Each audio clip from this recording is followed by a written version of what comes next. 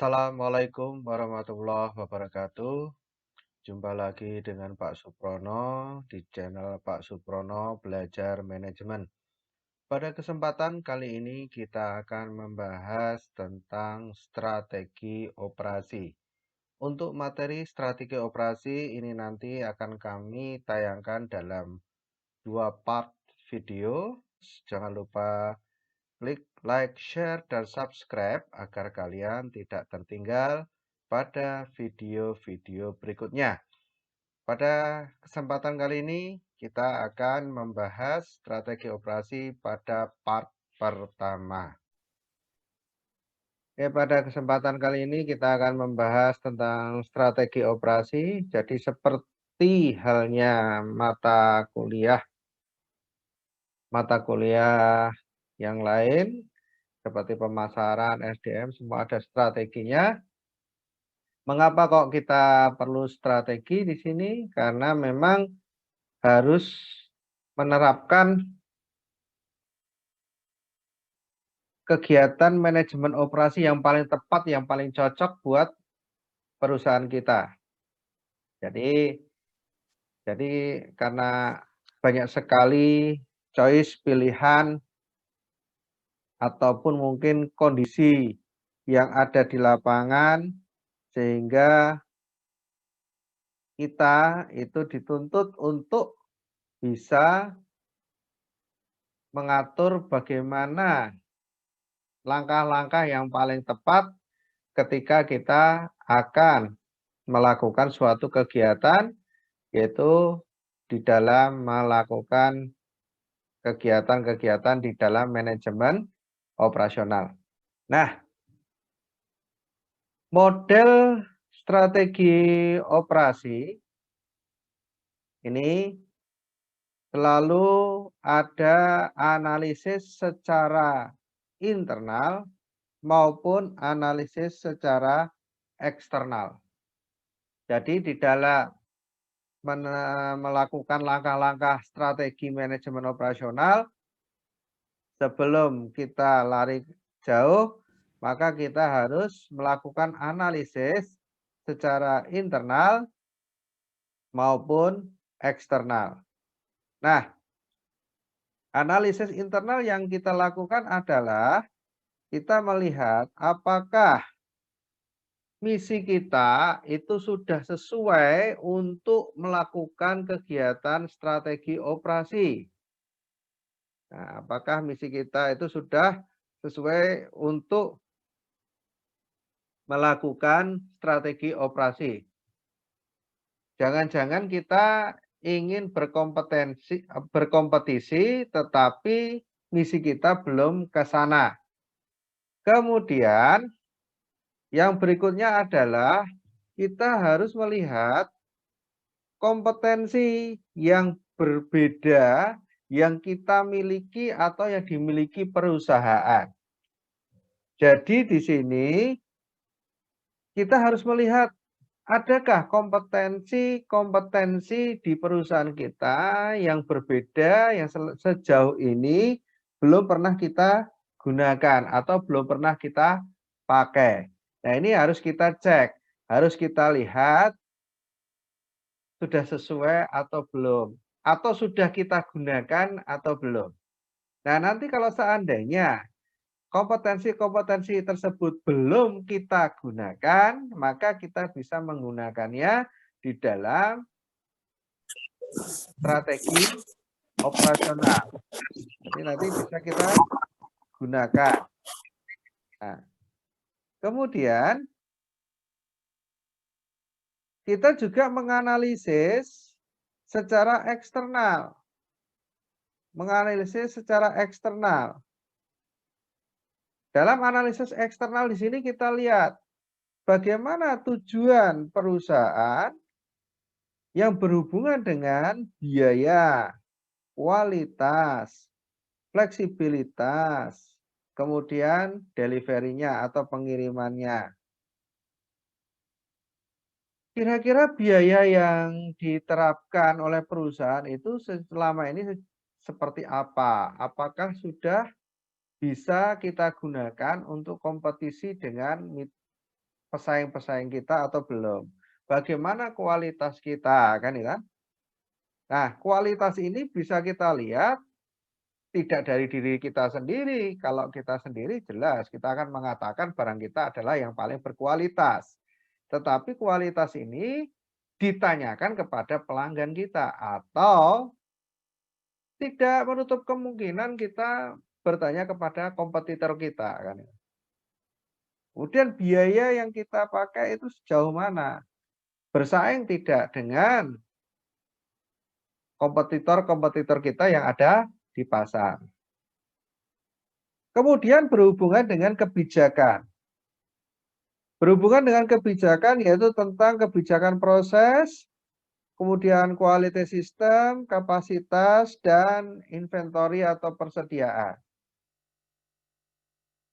Kebijakan di sini tidak hanya melekat pada kebijakan-kebijakan yang ada di dalam perusahaan, tetapi juga kebijakan-kebijakan yang berkembang di negara tersebut, di negara tempat kita lakukan kegiatan operasional.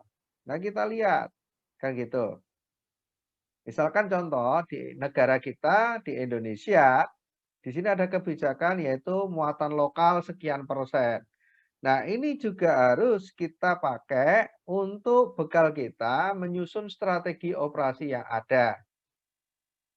Kenapa? Karena misalkan di situ ada ketentuan muatan lokal, misalkan taruhlah 25%. Nah, muatan lokal 25%. Kira-kira kalau diterapkan ke produk kita itu masuk atau tidak? Kan gitu. Jangan-jangan muatan 25% itu kita masukkan ke produk kita, ternyata kita malah rugi. Nah, ini menjadi problem atau masalah. Nah, analisis-analisis yang kita buat secara internal dan eksternal ini, ya, analisis internal dan eksternal ini kemudian kita gunakan untuk membangun strategi bisnis perusahaan. Nah, kita gunakan untuk membangun strategi bisnis perusahaan. Di mana nantinya kan itu, akan bisa menghasilkan kita bangun strategi bisnis perusahaan yang nantinya akan bisa menghasilkan yang namanya pola keputusan yang konsisten. Nah, ini kalau kita menggunakan analisis internal dan eksternal ini, nanti kalau kita wujudkan dalam bentuk strategi, maka akan muncul pola keputusan yang konsisten. Jadi kenapa kok bisa muncul pola keputusan yang konsisten? Karena sudah berdasarkan analisis yang ada. Dan strategi yang kita terapkan itu betul-betul sesuai dengan kondisi perusahaan kita yang sesungguhnya. Nah, ini. Jadi di sini dari hasil analisis ini nanti kalau kita wujudkan dalam strategi nanti akan muncul pola-pola keputusan yang konsisten. Nah, di dalam strategi bisnis ini nanti kita harus menggunakan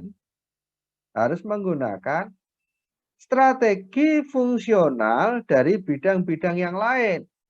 Jadi kita juga nanti menggunakan strategi fungsional dari bidang-bidang yang lain. Karena apa? Karena ini merupakan satu kesatuan yang tidak bisa terpisahkan.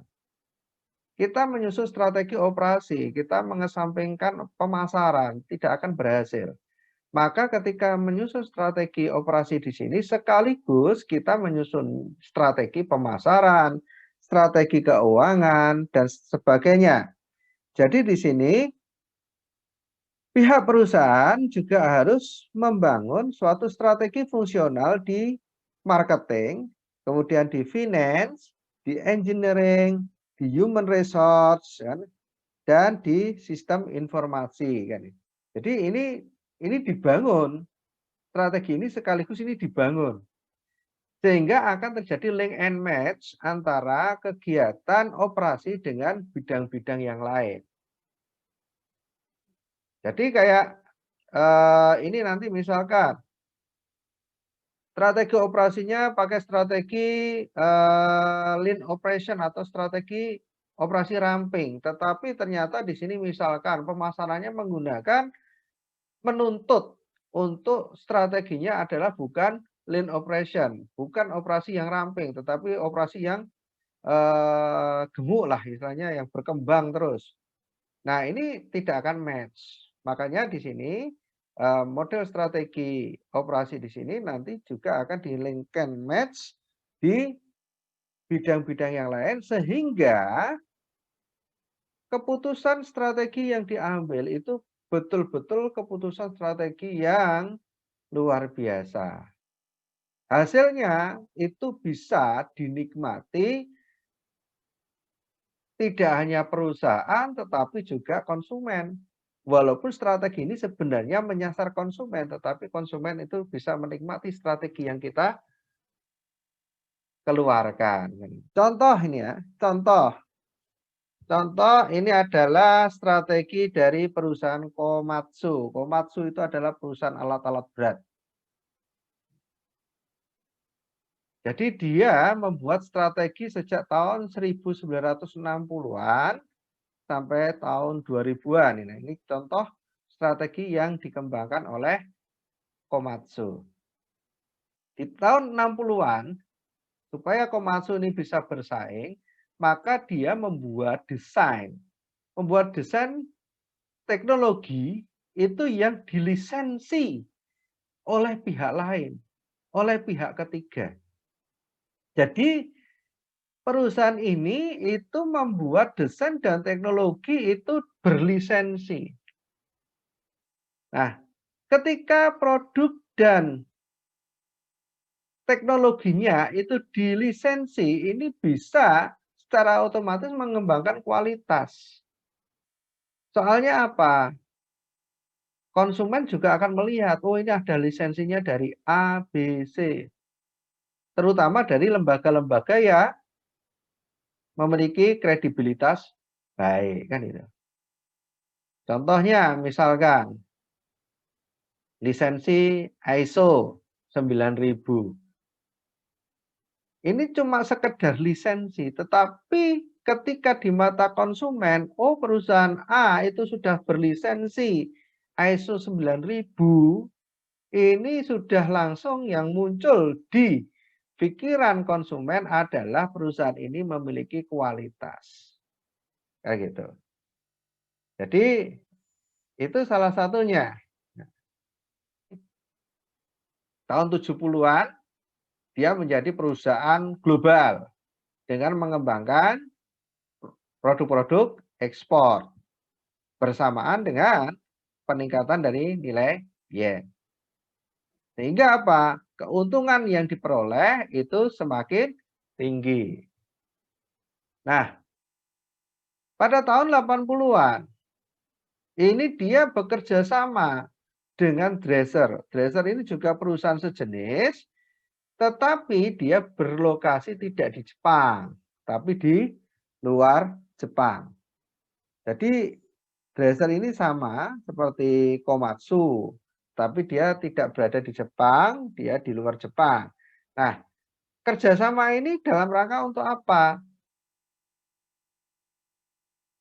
Kerjasama dengan pihak-pihak luar ini bisa dimungkinkan, misalkan kita dalam rangka kesulitan teknologi. Nah, ini bisa mengembangkan teknologi dengan kerjasama-kerjasama seperti ini. Nah, bisa juga misalkan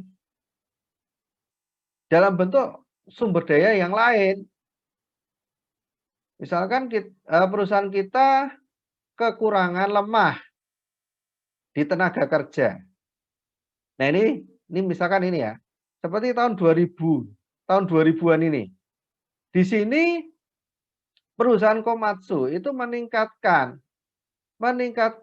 kehadiran orang-orang Eropa Jadi di sini ketika tahun 2000-an itu pihak Komatsu itu membutuhkan tenaga ahli dan sumber daya yang lain dari Eropa. Maka dia melakukan kerjasama dengan pihak Eropa sehingga nantinya dia bisa memperoleh tenaga ahli dari Eropa atau bisa juga bila memungkinkan tambahan modal dengan kehadiran investor dari Eropa. Nah ini yang dikembangkan termasuk juga menggunakan teknologi-teknologi yang sedang tren atau berkembang pada saat itu. Nah, kalau seperti sekarang ini itu di era 4.0 yang mengarah ke 5.0, di mana yang namanya teknologi ini sudah menjadi suatu social community di mana masyarakat itu sudah menjadi sesuatu hal kebutuhan atas teknologi yang berkembang saat ini. Nah, perusahaan harus mulai tanggap ke sana, kayak gitu. Makanya sekarang berkembang platform-platform seperti marketplace. Ini adalah dalam rangka mendekatkan ke konsumen yang mengarah kepada social community 4.0, kan gitu.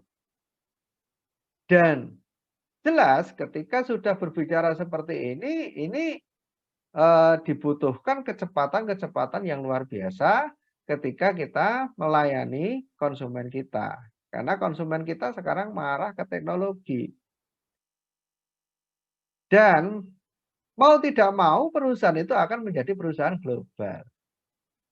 Karena tidak menutup kemungkinan kita belum mengglobalkan. Ya, contoh adalah industri makanan khas di masing-masing daerah. Apakah itu mereka sudah global?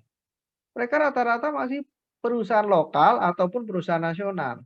Tetapi karena sekarang eranya sudah 4.0, di mana orang itu sudah menjadikan gadget, menjadikan teknologi, menjadikan internet sebagai pendamping kehidupan sehari-hari, maka yang namanya oleh-oleh khas, kan itu, seperti oleh-oleh khas Yogyakarta, mungkin oleh-oleh khas mana daerah kalian. Nah, ini mereka ini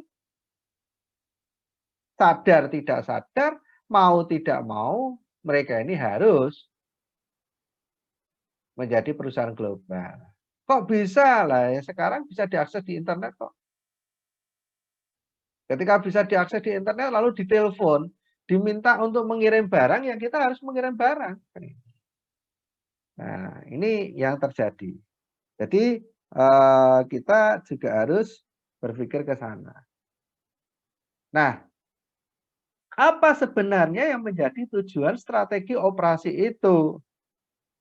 Yang pertama adalah dengan kita menerapkan strategi operasi itu, kita bisa meningkatkan kualitas.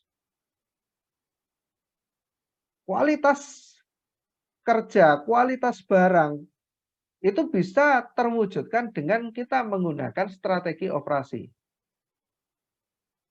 Karena dengan kita menerapkan strategi operasi yang tadi, yang didasari dari visi, misi, dan sebagainya, itu kualitas produk kita,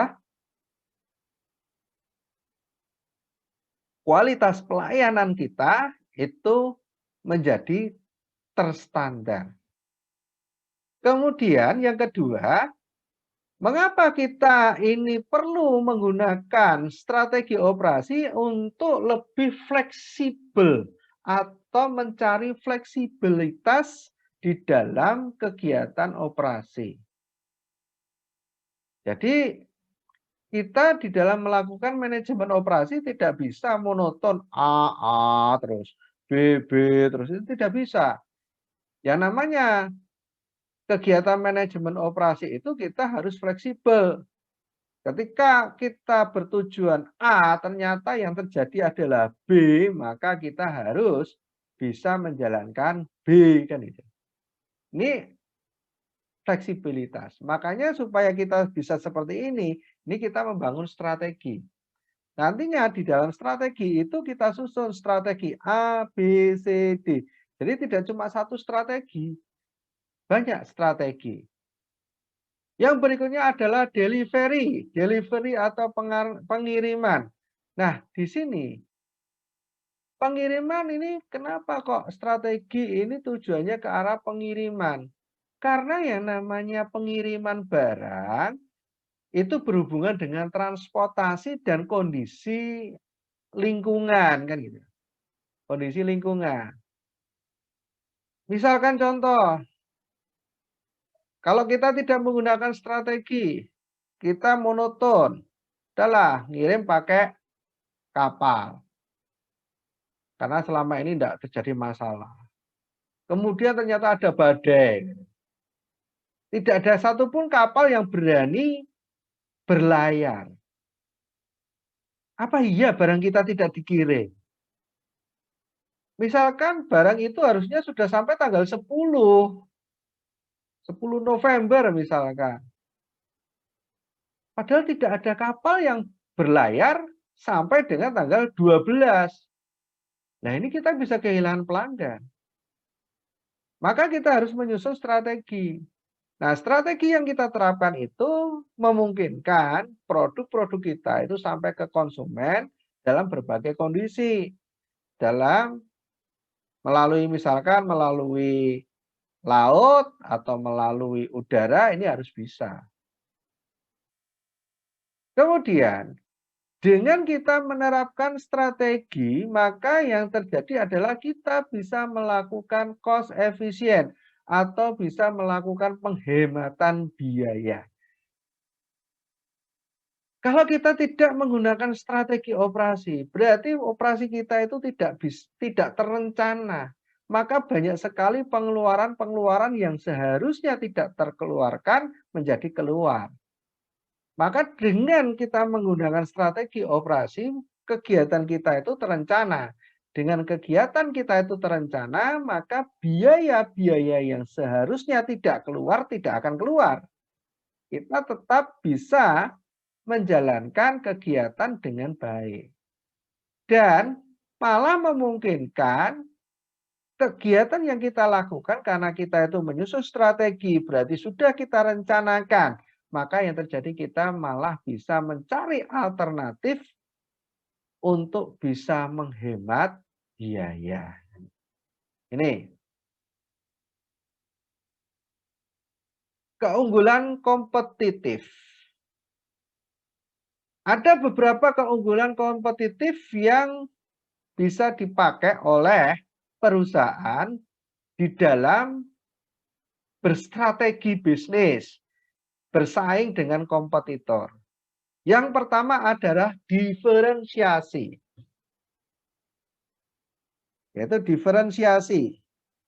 Diferensiasi di sini kita bisa melakukan dengan apa?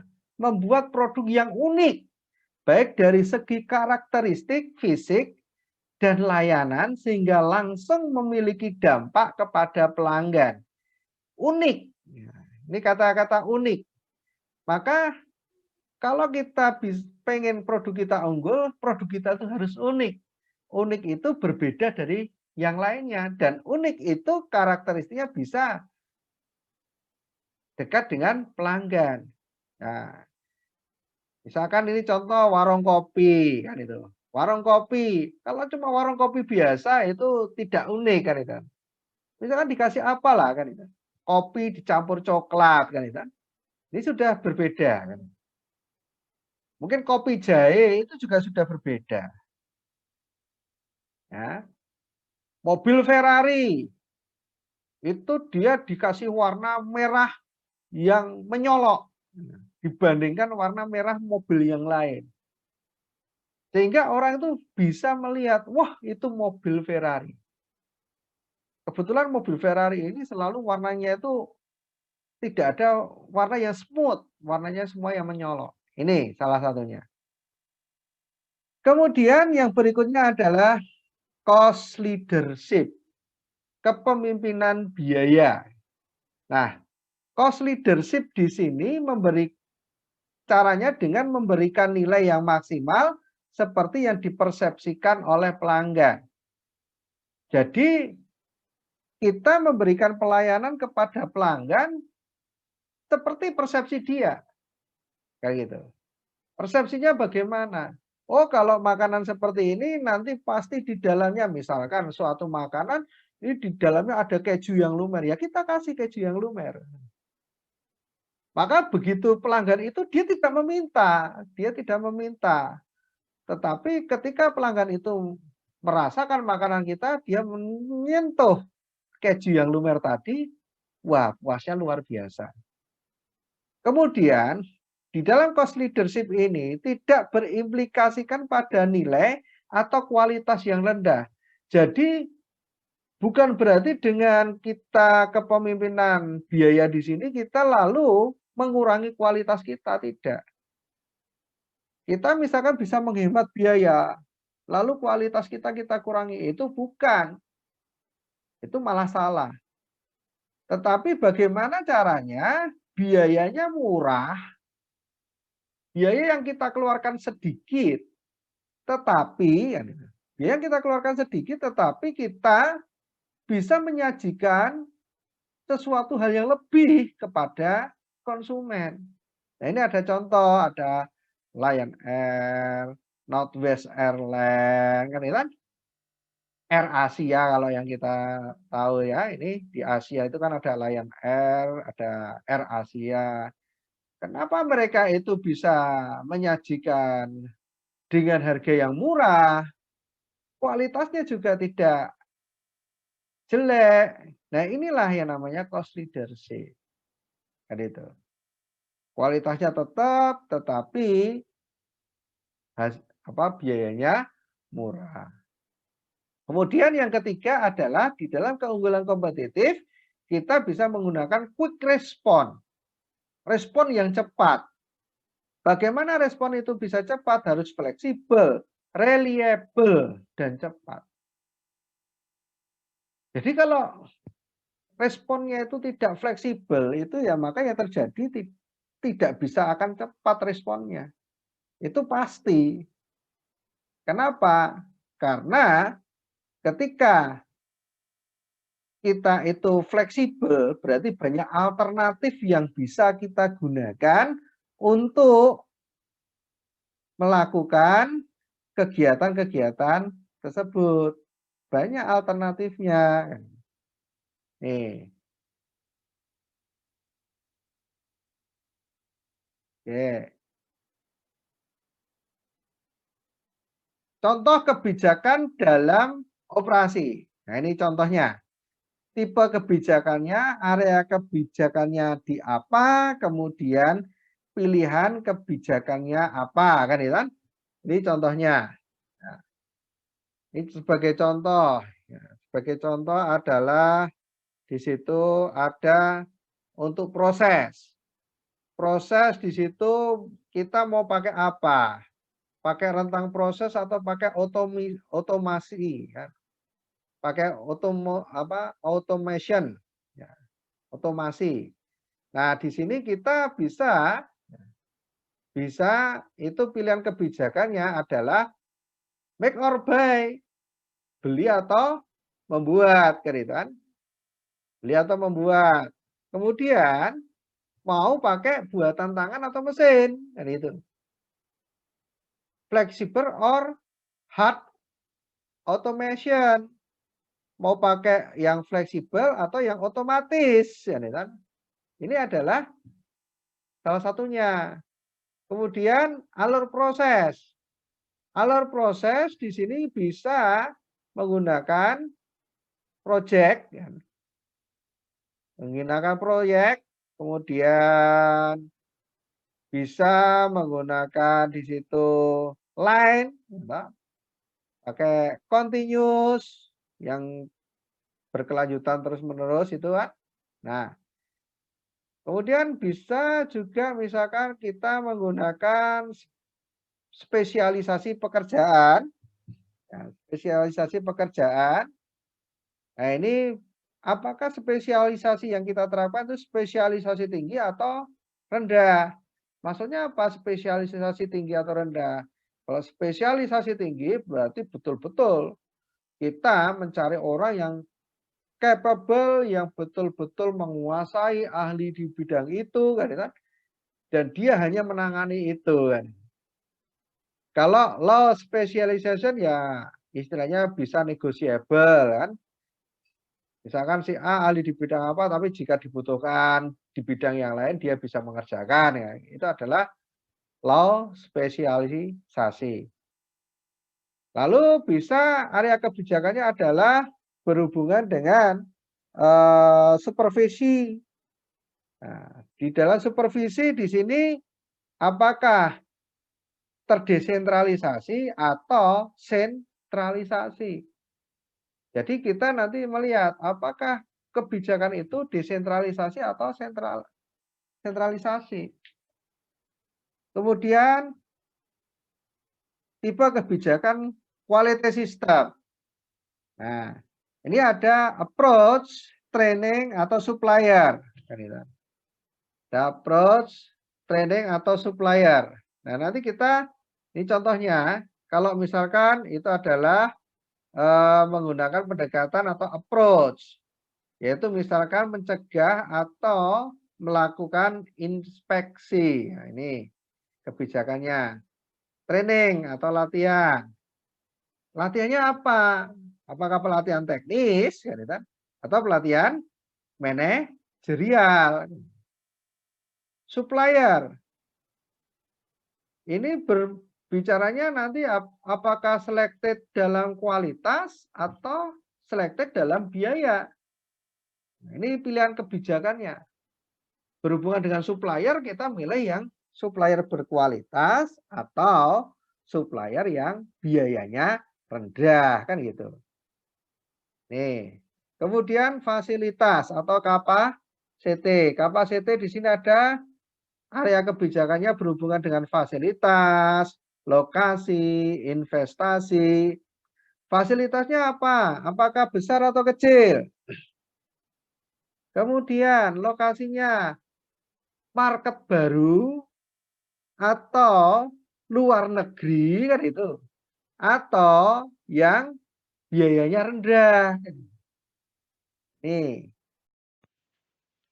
Demikian video pembelajaran strategi operasi pada part pertama. Ikuti terus pada part yang kedua. Jangan lupa klik like, share, dan subscribe agar kalian tidak tertinggal pada video berikutnya. Kurang lebihnya mohon maaf. Assalamualaikum warahmatullahi wabarakatuh.